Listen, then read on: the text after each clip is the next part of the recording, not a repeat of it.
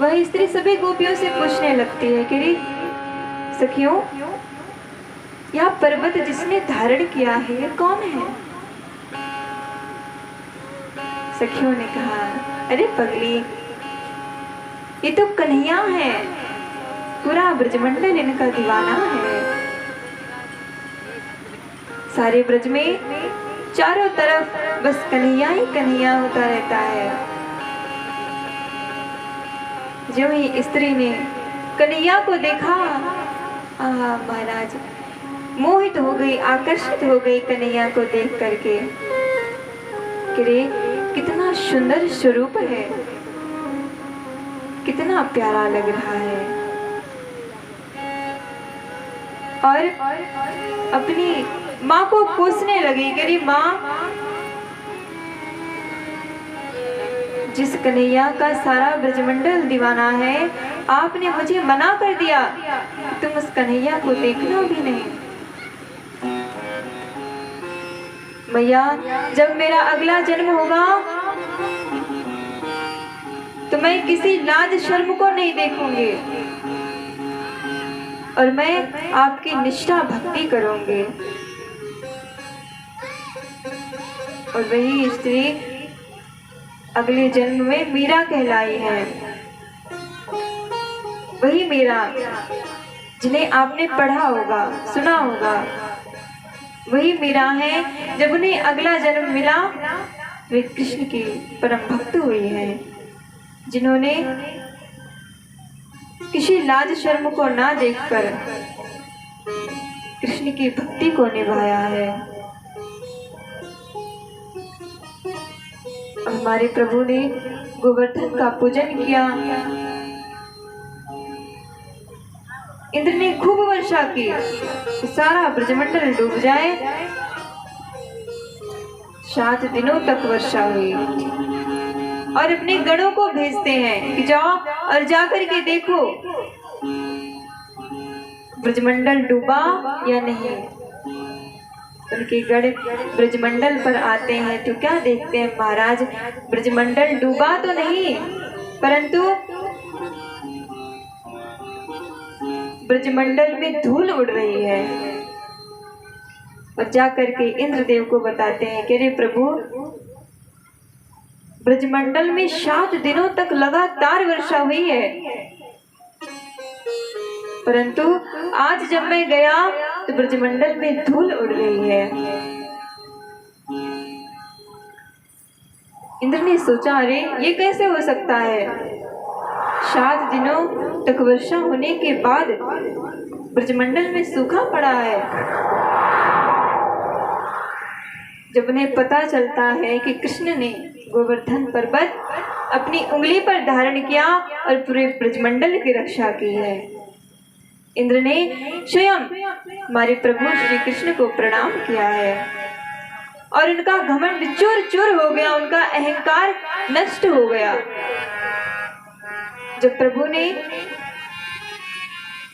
गोवर्धन पर्वत अपनी उंगली पर धारण किया, सभी सखाओं ने कहा, अरे कन्हैया तू थक गया होगा, कितने समय से अकेले इस पर्वत को लेकर के खड़ा है, हम सभी आपकी सहायता करते हैं। और सभी जो सखा थे, पूरा ब्रजमंडल अपनी लाठी लेकर के उस पर्वत को रोकने का प्रयास करती है, परंतु महाराज जैसे ही लाठी लगाते हैं सारी लाठियां टूट जाती हैं और वे कृष्ण कृष्ण चिल्लाने लगते हैं, अरे कन्हैया लगता है पर्वत गिर जाएगा। कन्हैया हंसने लगे, मुस्कुराने लगे और पुनः से अपनी उंगली पर धारण कर लिया। अब विचार कीजिए आप, सभी ब्रजवासियों को समझ लेना चाहिए था,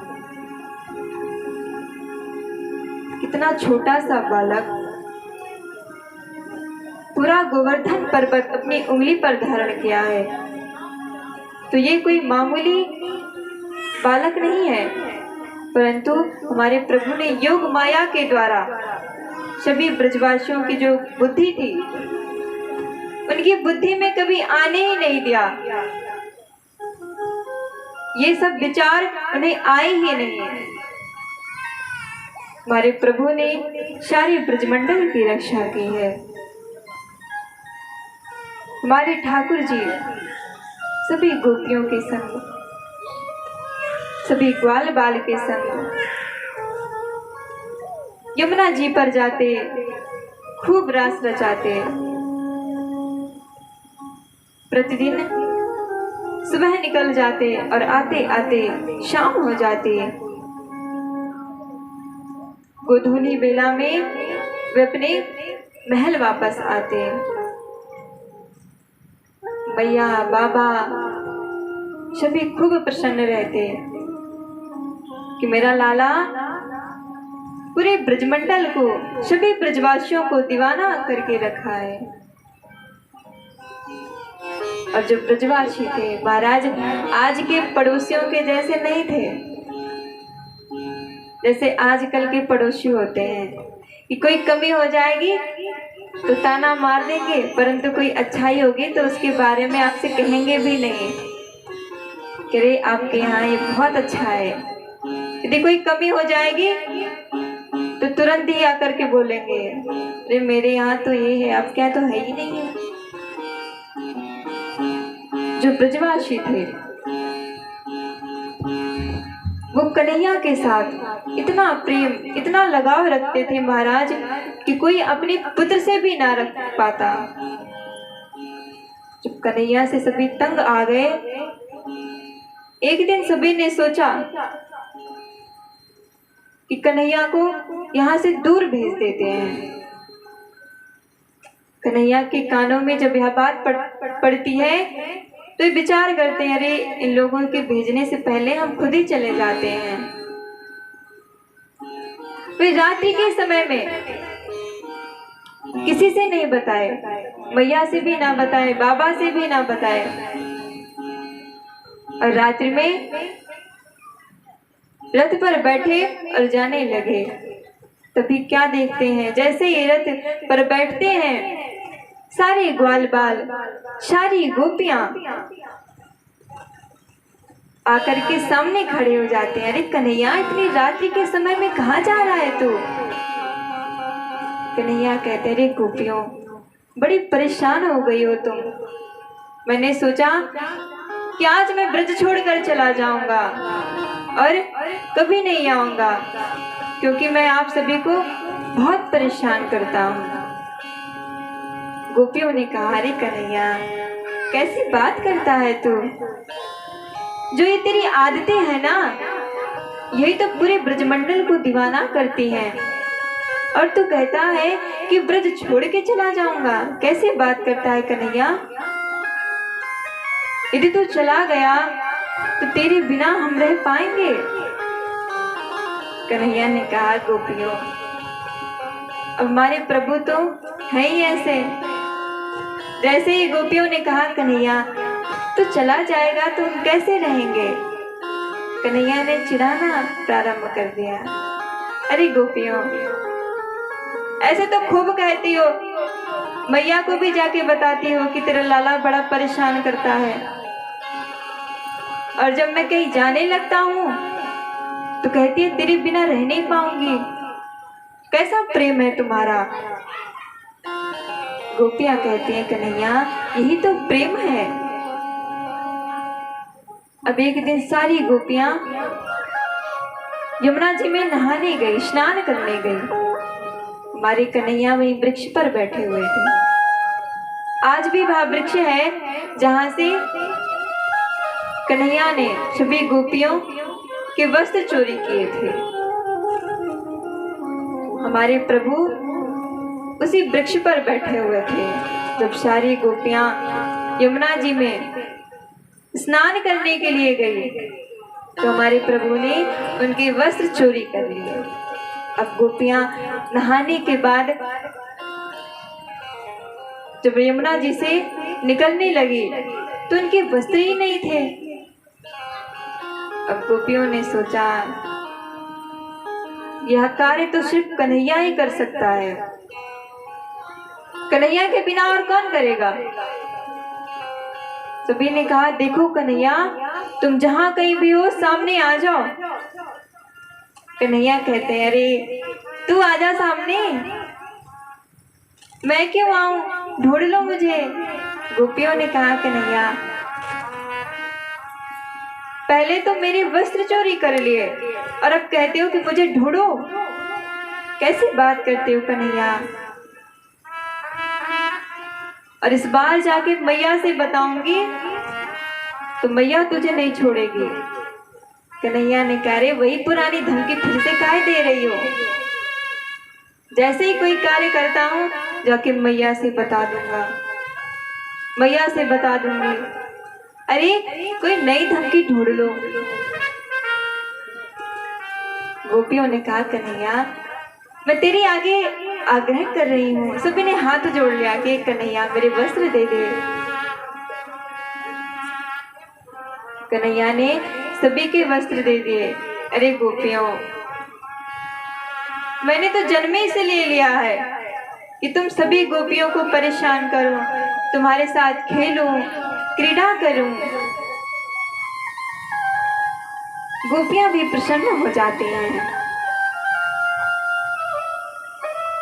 हमारे प्रभु नित्य प्रति सभी गोपिकाओं के साथ, सभी ग्वालों के साथ जंगल में जाते हैं और वहीं पर रास रचाते हैं। अब एक दिन सभी गोपियों को अहंकार आ गया कि रे कन्हैया तो सिर्फ मुझसे प्रेम करता है, क्योंकि हमारे जो ठाकुर जी थे वो एक समय में सभी गोपियों के पास पहुंच जाते थे और किसी भी गोपी को यह बात पता नहीं चलती थी कि कन्हैया मेरे पास है या किसी और के पास। जो उनका अस्तित्व था सबकी नजरों में बढ़ गया। सभी गोपियों को लगता कन्हैया तो बड़ा प्रेमी है, वो हम सभी गोपियों से इतना प्रेम करता है तो मैं छोड़कर ही नहीं जाता। कन्हैया ने कहा अच्छा तुम्हें अहंकार आता है। कन्हैया ने कहा यदि एक दिन और तुमने अहंकार किया तो तुम सभी को छोड़कर चले जाएंगे। गोपियों ने कहा रे कन्हैया हम अहंकार थोड़ी कर रहे हैं, हमें तो ये महसूस हो रहा, आभास हो रहा है कि आप हमसे बहुत प्रेम करते हैं। अब एक दिन राधा रानी रुष्ट हो जाते हैं किसी कारणवश और 3 दिनों तक वे रास रचाने नहीं आते। अब कन्हैया प्रतिदिन जाते, प्रतीक्षा करते, गोपियों के साथ तो रहते, परंतु जो उनका मन था, उनका जो हृदय था वो सिर्फ राधा में ही डूबा रहता। फिर राधा आज 3 दिन हो गए जाने कहाँ है। जब उन्होंने ध्यान लगाकर देखा तो क्या देखा कि राधा रुष्ट है उनसे। कन्हैया ने विचार किया कि मेरी राधा रानी को तो मनाना ही पड़ेगा, क्योंकि पहले के जमाने में फोन थोड़ी हुआ करते थे कि एक नंबर ना उठे तो दूसरे नंबर से कर दो। हमारे प्रभु के जमाने में फोन नहीं होते थे, इसलिए स्वयं ही जाना पड़ता था। अब प्रभु ने क्या किया, उन्होंने मनिहारी का भेष बना लिया और ढेर सारी चूड़ियां ले ली रंग बिरंगी।